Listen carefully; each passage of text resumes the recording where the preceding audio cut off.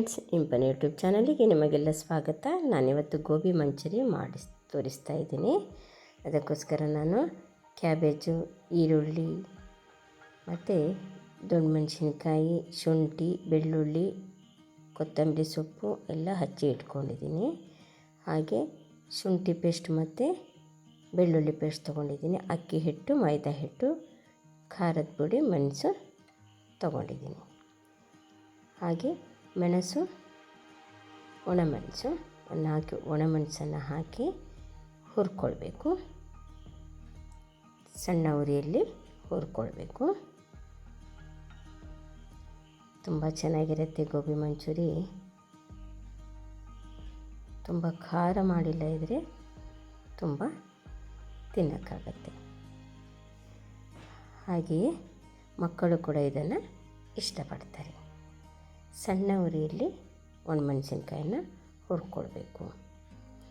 ಒಣಮೆಣಸಿನ್ಕಾಯಿ ಹುರಿತಾ ಇದ್ದಂಗೆ ಅದು ಗರಿ ಗರಿ ಆಗುತ್ತೆ.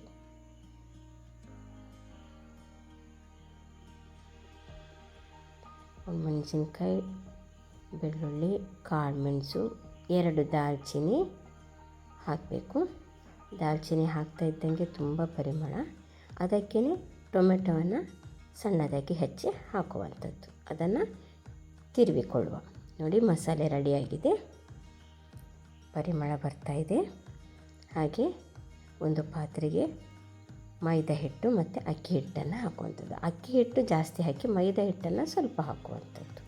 ನಿಮಗೆ ಎಷ್ಟು ಬೇಕೋ ಅಷ್ಟು ಪ್ರಮಾಣದಲ್ಲಿ ಕ್ಯಾಬೇಜನ್ನು ನೋಡಿಕೊಂಡು ಅಕ್ಕಿ ಹಿಟ್ಟು ಮತ್ತು ಮೈದಾ ಹಿಟ್ಟು ಹಾಕಿ ಅದಕ್ಕೆ ಉಪ್ಪನ್ನು ಹಾಕಿ ಬೆರೆಸುವಂಥದ್ದು. ಸ್ವಲ್ಪ ಬೆಳ್ಳುಳ್ಳಿ ಪೇಸ್ಟ್ ಮತ್ತು ಸಣ್ಣದಾಗಿ ಹಚ್ಕೊಂಡಿರುವಂಥ ಕ್ಯಾಬೇಜು, ಕೋಸು, ಎಲೆಕೋಸು ಅಂತ ಹೇಳ್ತಾರೆ. ಹೂಕೋಸು ಕೂಡ ಉಪಯೋಗಿಸ್ಬೋದು. ನಾವಿಲ್ಲಿ ಎಲೆಕೋಸನ್ನು ಉಪಯೋಗಿಸ್ತಾ ಇದ್ದೀವಿ. ಸ್ವಲ್ಪ ನೀರು ಹಾಕಿ, ತುಂಬ ಗಟ್ಟಿಯಲ್ಲ, ಹಾಗಂತ ತುಂಬ ನೀರು ಕೂಡ ಅಲ್ಲ, ಹದವಾಗಿ ಕಲಿಸಬೇಕು. ಸ್ವಲ್ಪ ಖಾರದ ಪುಡಿ ಹಾಕುವ, ಹಾಗೆ ಸ್ವಲ್ಪ ಅರಿಶಿನ ಕೂಡ ಹಾಕುವ. ನೋಡಿ, ಚೆನ್ನಾಗಿ ಮಿಕ್ಸ್ ಮಾಡಬೇಕು. ತುಂಬ ನೀರಿರಬಾರ್ದು. ಹಾಗೆ ಸಣ್ಣ ಬಾಣಲೆಯಲ್ಲಿ ಎಣ್ಣೆಯನ್ನು ಕರಿಯಲಿಟ್ಟು ಸಣ್ಣದಾಗಿ ಹೀಗೆ ಗೋಬಿಯನ್ನು ಬಿಡುವಂಥದ್ದು. ಸಣ್ಣ ಉರಿಯಲ್ಲಿ ಕರಿದರೆ ಒಳಗೆಲ್ಲ ಚೆನ್ನಾಗಿ ಬೆಂದಿರುತ್ತೆ. ಹಾಗಾಗಿ ಸಣ್ಣ ಉರಿಯಲ್ಲಿ ಕರಿಬೇಕು. ಹಾಗೆ ಎಣ್ಣೆ ಕೂಡ ಕುಡಿಯೋದಿಲ್ಲ. ಹಾಗೆ ಹಿಟ್ಟು ಕಲಸಿದಂಥ ಮಿಶ್ರಣ ಇದೆಯಲ್ಲ, ಅದು ಸ್ವಲ್ಪ ಗಟ್ಟಿಯಾಗಿದ್ದರೆ ಎಣ್ಣೆ ಅಷ್ಟು ಕುಡಿಯೋದಿಲ್ಲ. ನೀರು ಸ್ವಲ್ಪ ಜಾಸ್ತಿ ಆದರೆ ಎಣ್ಣೆ ಕುಡಿಯುತ್ತೆ. ನೋಡಿ, ಸಣ್ಣ ಉರಿಯಲ್ಲಿ ಮಾಡಿಕೊಳ್ಳುವ. ಅದು ಸ್ವಲ್ಪ ಅಂಟತ್ತೆ. ಹಾಗೆ ನಿಧಾನವಾಗಿ ಕರಿದು ಬಿಟ್ಕೊಳ್ಳುತ್ತೆ. ಹೀಗೆ ನೋಡಿ, ಬಿಸಿ ಆಗ್ತಾ ಇದ್ದಂಗೆ ಗೋಬಿ ಒಂದೊಂದು ಬಿಟ್ಕೊಳ್ಳುತ್ತೆ. ಈಗ ಅದಕ್ಕೆ ಮಿಶ್ರಣವನ್ನು ರೆಡಿ ಮಾಡಿಕೊಳ್ಳುವ. ಬಾಣಲೆಯಲ್ಲಿ ಎಣ್ಣೆ ಹಾಕಿ ಹಚ್ಕೊಂಡಿರುವಂತಹ ಬೆಳ್ಳುಳ್ಳಿಯನ್ನು ಹಾಕುವಂಥದ್ದು, ಶುಂಠಿಯನ್ನು ಹಾಕುವಂಥದ್ದು. ಅದು ಸ್ವಲ್ಪ ಕಂದು ಬಣ್ಣ ಬರೋ ತನಕ ಹುರಿಬೇಕು. ಅಂದರೆ ಬೆಳ್ಳುಳ್ಳಿದ್ದು ಹಸಿ ಪರಿಮಳ ಇದೆಯಲ್ಲ, ಅದು ಹೋಗಬೇಕು. ನೋಡಿ, ಚೆನ್ನಾಗಿ ಈಗಲೇ ಬೆಳ್ಳುಳ್ಳಿಯ ಪರಿಮಳ ಬರ್ತಾಯಿದೆ. ಇದಕ್ಕೇ ಸಣ್ಣದಾಗಿ ಹಚ್ಕೊಂಡಿರುವಂಥ ಈರುಳ್ಳಿಯನ್ನು ಹಾಕೋದು.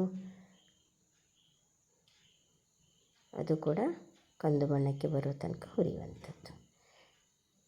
ಉಳಿಸ್ಕೊಂಡಿರುವಂಥ ಒಣಮೆಣಸಿನ್ಕಾಯಿ ಹಾಕಿ, ಅಥವಾ ಸಣ್ಣದ ಮೆಣಸಿನ್ಕಾಯಿ ಇರುತ್ತೆ, ಜೀರಿಗೆ ಮೆಣಸಿನ್ಕಾಯಿ ಅಂತ ಸಿಗುತ್ತೆ, ಅದು ಕೂಡ ಹಾಕ್ಬೋದು.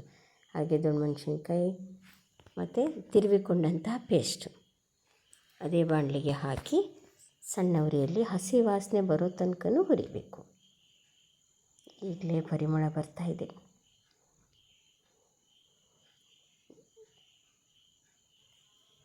ಅದಕ್ಕೆ ಟೊಮೆಟೊ ಸಾಸನ್ನು ಹಾಕುವಂಥದ್ದು. ಹುಳಿಗೋಸ್ಕರ ಟೊಮೆಟೊ ಸಾಸನ್ನು ಹಾಕುವಂಥದ್ದು.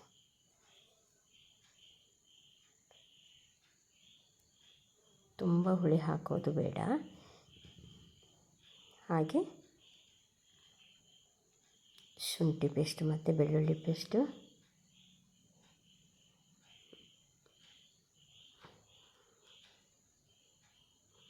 ಹಾಕಿ ಕಲಿಸುವಂಥದ್ದು. ಗೋಬಿ ಮಂಚೂರಿಗೆ ಈ ಮಿಶ್ರಣ ಸೋಯಾದ್ದು ಪೇಸ್ಟ್ ಅಂತಾರೆ ಇದಕ್ಕೆ. ಲಿಕ್ವಿಡ್ ಥರ ಮಾಡಿಸಿರುತ್ತೆ, ಸಿಗತ್ತೆ ಅದು, ಅದನ್ನು ಹಾಕುವಂಥದ್ದು. ಹಾಗೆ ಮೇಲೆ ಕೊತ್ತಂಬರಿ ಸೊಪ್ಪನ್ನು ಉದುರಿಸುವಂಥದ್ದು. ಹಾಗೆ ಸ್ವಲ್ಪ ನೀರು ಹಾಕಿ ಮಿಶ್ರಣವನ್ನು ತೆಳು ಮಾಡೋದು. ಸೋಯಾ ಸಾಸ್ ಹಾಕ್ತಾ ಇದ್ದಂಗೆ ತುಂಬ ಸ್ಮೆಲ್ ಬರುತ್ತೆ, ತುಂಬ ಅದರದ್ದೇ ಪರಿಮಳ. ಸ್ವಲ್ಪ ಖಾರದ ಪುಡಿ ಹಾಕುವ, ತುಂಬ ಖಾರ ಆಗ್ಬೋದು, ನೋಡಿಕೊಂಡು ಹಾಕಿ. ನೋಡಿ, ಕರೆದು ಇಟ್ಕೊಂಡಿರುವಂತಹ ಗೋಬಿ ಅದನ್ನು ಮಿಶ್ರಣಕ್ಕೆ ಬೆರೆಸುವಂಥದ್ದು. ಚೆನ್ನಾಗಿ ಇದನ್ನು ಸಣ್ಣ ಉರಿಯಲ್ಲಿ ಬಾಡಿಸ್ಕೊಳ್ವಾ, ಅಂದರೆ ಹಸಿ ವಾಸನೆ ಎಲ್ಲ ಹೋಗಿದೆ. ಹಾಗೆ ಕರೆದುಕೊಂಡಿರುವಂತಹ ಗೋಬಿ ಕೂಡ ಮಿಶ್ರಣದಲ್ಲಿ ಮಿಶ್ರ ಆಗಬೇಕು. ನೋಡಿ, ಗೋಬಿ ಮಂಚೂರಿ ತಯಾರಾಗಿದೆ. ತುಂಬ ಪರಿಮಳ ಬರ್ತಾ ಇದೆ. ನೋಡಿ, ಇದಾಗಿದೆ. ಈಗ